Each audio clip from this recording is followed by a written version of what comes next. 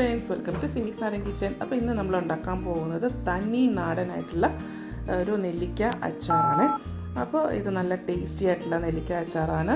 അപ്പോൾ ഇത് എങ്ങനെയാണ് ഉണ്ടാക്കുന്നത് നോക്കാം.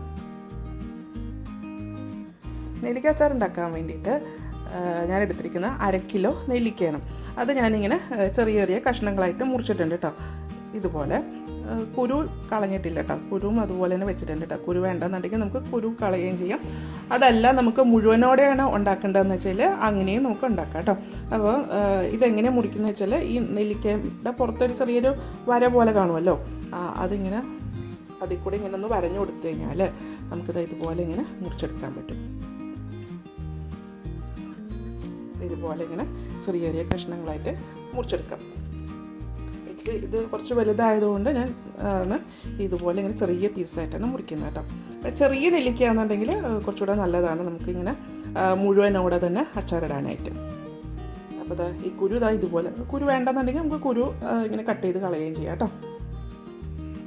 പിന്നെ ഇതിലേക്ക് എടുത്തിരിക്കുന്നത് കുറച്ച് കറിവേപ്പില, 3 ടേബിൾ സ്പൂൺ ഇഞ്ചി പൊടിയായിട്ട് അരിഞ്ഞത്, 3 പച്ചമുളക് ഇങ്ങനെ ഇതുപോലെ വട്ടത്തിലരിഞ്ഞത്, പിന്നെ വെളുത്തുള്ളി, ഒരു ഉണ്ട വെളുത്തുള്ളിയാണ്. അപ്പോൾ നല്ല വലിപ്പമുള്ള വെളുത്തുള്ളി ആയതുകൊണ്ട് ഞാനിങ്ങനെ 2ആയിട്ട് നെടുകെ കീറിയിട്ടുണ്ട്. അപ്പോൾ ഇതിൻ്റെ അകത്ത് ഈ അച്ചാർ ഉണ്ടാക്കാനായിട്ട് വെളുത്തുള്ളി, ഇഞ്ചി, പച്ചമുളക് അത് ഓരോരുത്തരുടെ ഇഷ്ടം അനുസരിച്ചിട്ട് കുറയ്ക്കുക എന്ത് വേണമെങ്കിലും ചെയ്യാം കേട്ടോ. അപ്പോൾ ഇതിപ്പോൾ ഞാൻ 3 ടേബിൾ സ്പൂൺ ഇഞ്ചി എടുത്തിട്ടുണ്ടല്ലോ. അപ്പോൾ നിങ്ങൾക്ക് വേണമെന്നുണ്ടെങ്കിൽ 1.5 ടേബിൾ സ്പൂണോ അത്രയൊക്കെ എടുത്താലും മതിയാവും കേട്ടോ. അപ്പോൾ ഇഞ്ചിയൊക്കെ കൂടുതൽ കിടക്കുകയാണെന്നുണ്ടെങ്കിൽ അച്ചാറിന് കുറച്ചും കൂടുതൽ ടേസ്റ്റ് ഉണ്ടാവും. അപ്പോൾ ഈ അച്ചാർ എങ്ങനെയാണ് ഉണ്ടാക്കുന്നത് നോക്കാം. അച്ചാർ ഉണ്ടാക്കാനായിട്ട് ഒരു പാത്രം ചൂടാക്കാൻ വെച്ചിട്ടുണ്ട്. അതിലേക്ക് ഞാൻ നല്ലെണ്ണയാണ് ഒഴിച്ചു കൊടുക്കുന്നത്. 1 2 3 4 5.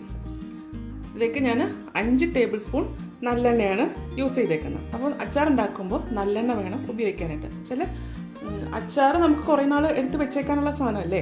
അപ്പം കുറേ നാളൊക്കെ അധികമൊക്കെ ഉണ്ടാക്കിയിട്ട് കുറേ നാളൊക്കെ വെച്ചേക്കണം എന്നുണ്ടെങ്കിൽ നല്ലെണ്ണ തന്നെ ഉപയോഗിക്കാം.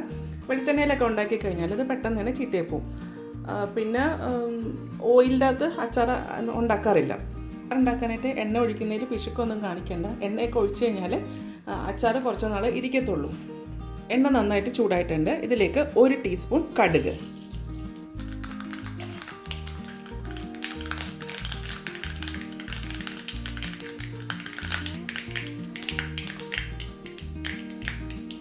കടുക് നന്നായിട്ട് പൊട്ടിയതിന് ശേഷം ഇഞ്ചി, വെളുത്തുള്ളി, പച്ചമുളക്, കറിവേപ്പില ചേർക്കാം. ഇനി ഇത് എണ്ണയിൽ നന്നായിട്ടൊന്ന് വഴറ്റിയെടുക്കണം.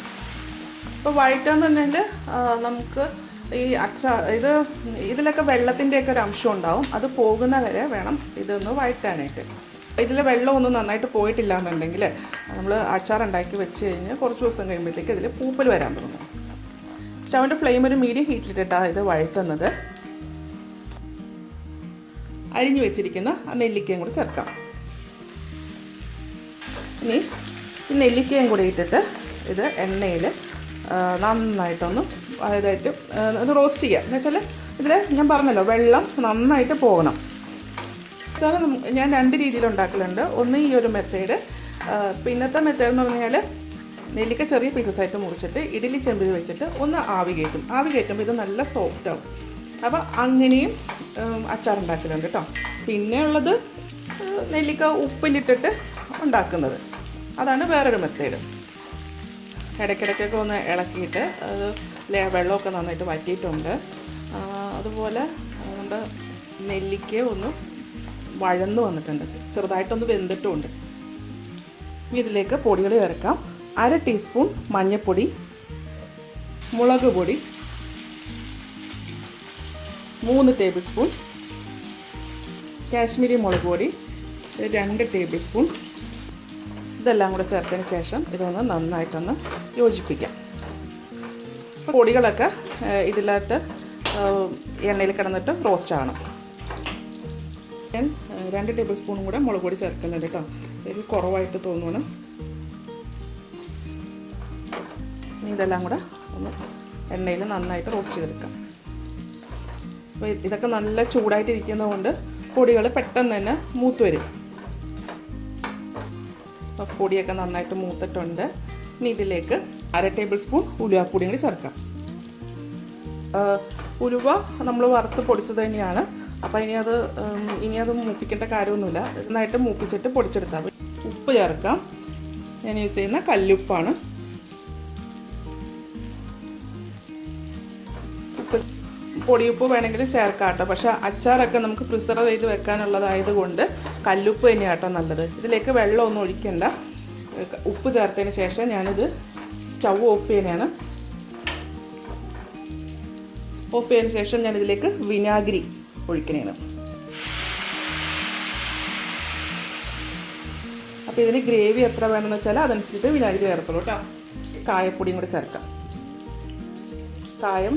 പച്ചക്കായം വേണമെന്നുണ്ടെങ്കിൽ അതങ്ങനെ വറുത്ത് പൊടിച്ചും ചേർക്കാം. ഇതിപ്പോൾ ഏകദേശം ഒരു 1/2 ടേബിൾ സ്പൂണോളം കായപ്പൊടി ചേർത്തിട്ടുണ്ട്.